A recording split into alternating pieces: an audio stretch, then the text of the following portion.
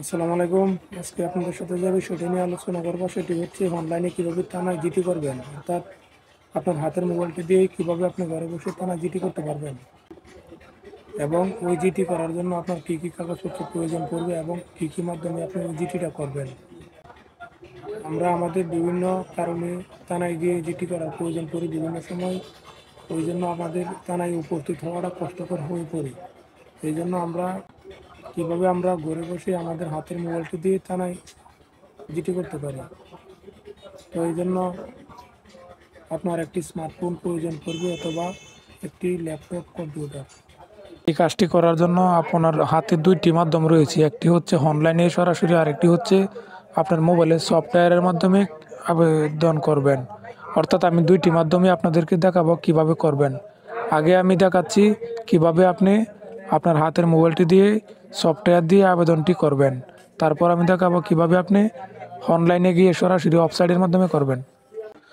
সফটওয়্যারের মাধ্যমে এই কাজটি করার জন্য আপনাকে আপনার মোবাইলে একটি সফটওয়্যার ইনস্টল করে নিতে হবে। ওই সফটওয়্যারটি আপনারা প্লে স্টোরে পেয়ে যাবেন। প্লে স্টোরে এসে সার্চ করবেন। প্লে স্টোরে এসে আপনারা জিডি ও পুলিশ বিডি লিখে সার্চ করবেন। সার্চ করার পরে আপনাদের সামনে অ্যাপসটি আসবে,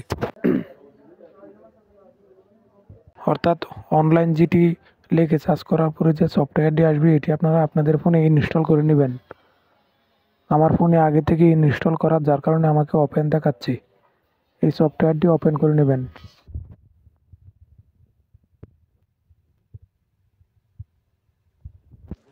সফটওয়্যারটি ওপেন করার পরে সফটওয়্যারটির মাধ্যমে আপনারা একটা নিবন্ধন করবেন। নিবন্ধন করার পরে জিডির জন্য আবেদন করতে হবে। এটা আমি পরবর্তীতে দেখাবো। আগে আমি দেখাই কিভাবে অনলাইনে সরাসরি ওয়েবসাইটের মাধ্যমে আবেদন করবেন।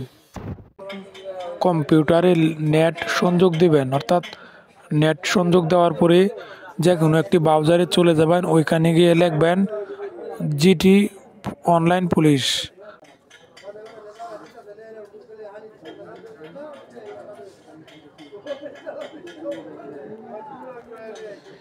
জিটি অনলাইন পুলিশ লিখে সার্চ করবেন।